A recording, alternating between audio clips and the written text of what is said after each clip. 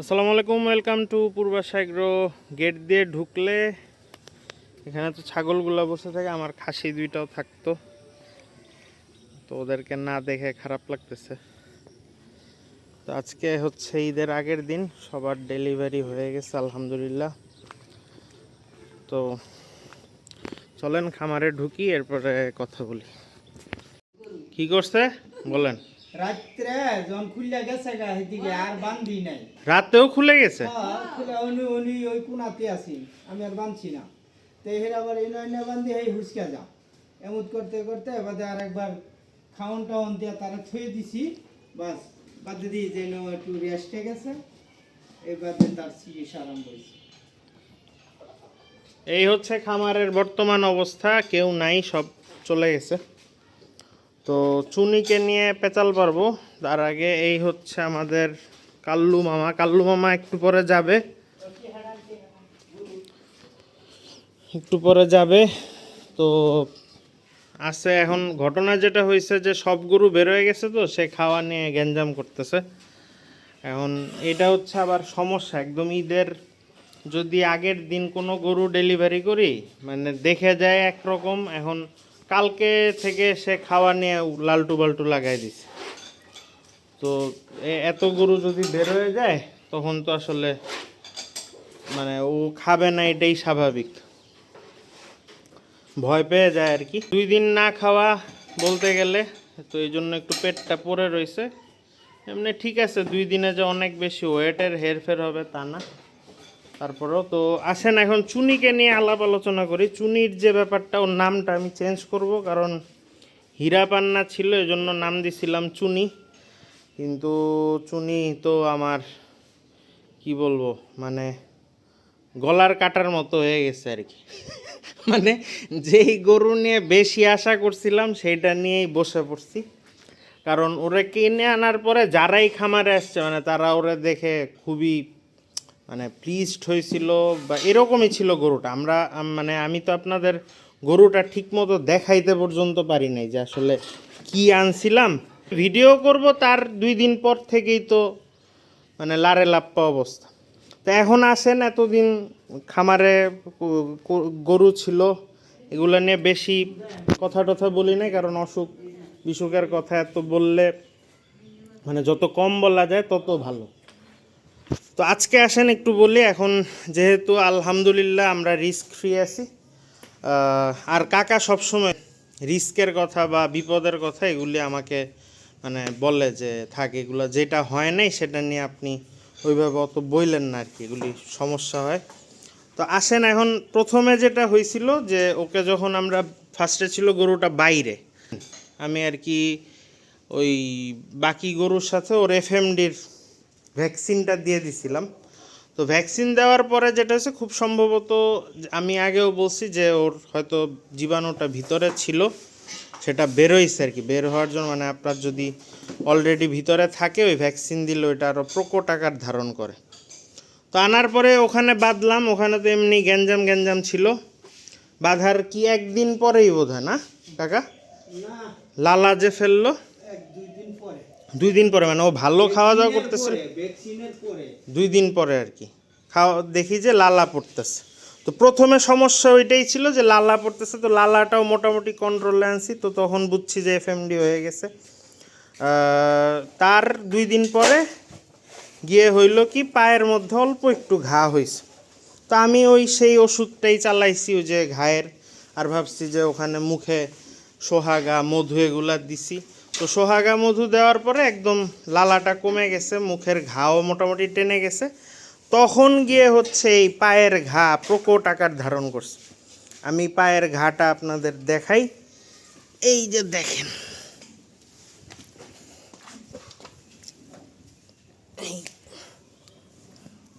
এই যে এখান দিয়ে যে ফাঁকা হয়ে গেছে, বেশিরভাগ খুরি এরকম হয়ে গেছে। তারপরে দাঁড়ান, এই যে দিকে এখনো ঘা, এই যে এখান দিয়ে ফাঁকা, যে কটা খুর আছে সবগুলো এরকম ফাঁকা ফাঁকা। তো এই ঘা আর কোনোভাবেই শুকাচ্ছিল না। এর মধ্যে মাঝখানে একটা যেদিন হয়েছে যে ওর দুই পাশে দুইটা করে বড় গরু, এই পায়ের লেজের মধ্যে না পাড়া দিয়ে এখানকার লোম ছুটায় ফেলছে। তো এই লোম যখন ছুটায় ফেলছে এক গাছি লোম, তখন আর কি আমি মোটামুটি ধরে নিছি যে এটা আর সেল করা যাবে না। কারণ হচ্ছে যে ধরেন এফএমডি যদি কিউরো হয়, গরু ধরেন দাঁড়াইলো বা হাটে গেল, কিন্তু লেজের চুল ছাড়া গরু খামার থেকে বিক্রি করাও পেঁচাল। আর মেইন কথা হচ্ছে কোরবানির ঈদে বিক্রি করা আরও কেচাল, কারণ গরুর তো অভাব নাই যে সে এরকম লেজের গরু নিয়ে যাবে। এই যে এই ইয়াটা দেখেন, এই দেখেন ফাঁকা আঙ্গুল ঢুকে, দেখছেন? এরকম খুরগুলা আলগা আলগা হয়ে গেছে। তো এই পর্যন্ত মোটামুটি জিনিসটা মানে নর্মাল লেভেলে ছিল আর কি। ওর অসুস্থ যে এফএমডি হইলে যা হয় তাই হয়েছে, কারণ খুর এগুলা এটা তেমন কোনো ব্যাপার নাই। এই চিকিৎসা দিচ্ছে, ওই চিকিৎসা। এফএমডি নিয়ে আমি 2021 সালে একটু টেনসড হয়েছিলাম, এরপরে আমি এটা ট্যাকেল দেওয়া আলহামদুলিল্লাহ শিখে গেছিলাম। কারণ যাই হয়েছে, যেই গরুতেই হয়েছে, ব্যথানাশক দিছি, আপনার ওই স্প্রে দিছি, মুখে যদি ঘা হয়েছে তাইলে হয়তো বিভিন্ন পাউডার আছে এগুলা দিছি, বা মধু সোহাগা দিলে এগুলা ঠিক হয়ে গেছে। বাট এইটা কোনোভাবেই কিছু করতে পারতেছিলাম না। তো পায়ের ঘা, এই মাঝখানের ঘা পর্যন্ত এটাকে এভারেজ ধরছি। এরপরে হলো কি এই গোছা পুরা ফুলে এরকম হয়ে গেছে, এরকম। তো পরে আমি আবার ভাবছি হ্যাঁ লাম্পি হইলো নাকি। পরে দেখি যে না, লাম্পি না, কারণ লাম্পি হইলে একটা এরকম ফুলে জিনিসটা ফেটে যায়। তো এরপরে একটা দিলাম অ্যান্টিবায়োটিক, দেওয়ার পরে হইলো কি বিভিন্ন জায়গায় এই যে এগুলি ফুটা হয়েছে, এই ফুটা নিজে হয়ে এই যে এখানেও দেখেন পুজ, খালি পুজ বেরোইতো, খালি এই যে এগুলা সবগুলা থেকে পুজ, 1টা 2টা 3টা 4টা 5টা, এখানে 6টা এরকম এটা হয়ে গেছে। তারপরে হচ্ছে আবার এই যে এটা এখানেও দেখেন, এদিকেও এটাও তো ফুলে নাই। এই পাটা দেখেন, এটা হচ্ছে ফাইনাল যেই অবস্থা, যে এটা আর কোনোভাবেই কিছু করা যাচ্ছে না। এইটা এতটুক হয়ে গেছিলো জাস্ট এই গোছাটা। পরে ডাক্তার 5 দিনের অ্যান্টিবায়োটিক দিচ্ছে, এটার কিছুই হয় না, খালি পুজ বেরোয়, রক্ত বেরোয়।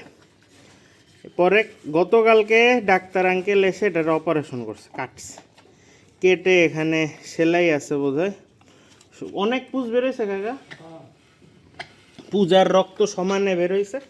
বের হয়ে এখন সে মোটামুটি আরেকটা ইঞ্জেকশন দিয়ে, যেটা হচ্ছে ফাইনাল চিকিৎসা আর কি। তো এর মধ্যেও মোটামুটি খাওয়াটাও বন্ধ করে নাই। এই হচ্ছে অবস্থা, এই হচ্ছে আপডেট।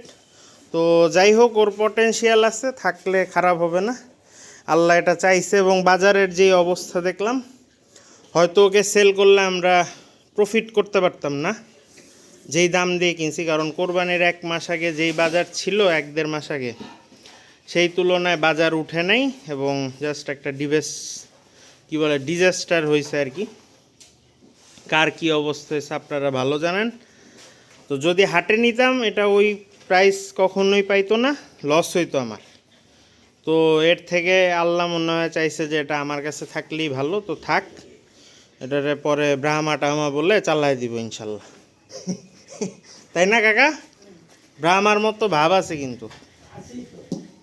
কাকা কইছে আসি, গরুটা এমনি সুন্দর আছে, মানে ওরা আমি ঠিক মতো দেখাইতেও পারিনি এত, যে এই আমার কাছে লাস্টের যে টাকাটা ছিল সেটা দিয়ে আমি যদি 2টা বা 3টা ছোট গরু কিনতে পারতাম। তো ছোট গরু আমি চিন্তা করছি যে ছোট যেই রেঞ্জটা, এখানের এই কাস্টমার বেসটা আর কি, ধরেন যে ছোট গরু 1.5-2 মাস পেলে অত বেশি প্রফিট করা পসিবল না, হয়তো অল্প কিছু, কিন্তু একটা সুন্দর গরু যদি থাকে ওটা থেকে একটা ভালো রিটার্ন আসে যদি ওরকম কাস্টমার পাওয়া যায়। তো আমি ভাবছি যে আচ্ছা, আমার যেহেতু জায়গাও কম, তাহলে 2-3টা না বাড়ে একটাই কিনে, মানে আমার এটাও ফিল আপ হয়ে যাক, অন্য জায়গায় গরু রাখা লাগে না, প্লাস হচ্ছে যে একটা ভালো রিটার্ন আসলো কম টাইমে। কিন্তু এই রকম যে অবস্থা হয়ে যাবে এটা বুঝি নাই। তো যাই হোক, এই হচ্ছে অবস্থা, এই হচ্ছে চুনির আপডেট, এটা শেষ। এখন হচ্ছে যে এইবারের যে ব্যাপার স্যাপার সেগুলো নিয়ে আমি পরের ভিডিওতে কথা বলবো। আপাতত হচ্ছে আমার একটা কাজ আছে, এটার জন্য আমি আর কাকা বেরো যাচ্ছি। তো আজকের ভিডিও এখানেই শেষ। সবাই ভালো থাকবেন, সুস্থ থাকবেন, আর পূর্বাশ এগ্রোর জন্য দোয়া করবেন। আর সিজন 2026 এখানেই শেষ হচ্ছে। সবাইকে বিদায়। আর এই বছর আসলে আমার কি বলে,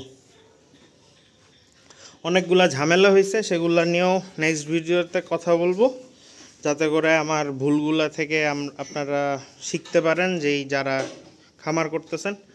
সবাইকে ঈদ মোবারক, খোদাফেজ। না কাকা, একটা ঈদ মোবারক দিয়ে দেন, দাঁড়ান। ও আচ্ছা, আমি তো লাস্ট আপডেটও দিইনি, দাঁড়ান। হ্যাঁ, আপনি একটা ঈদ মোবারক দেন। চাচা ঈদ মুবারক।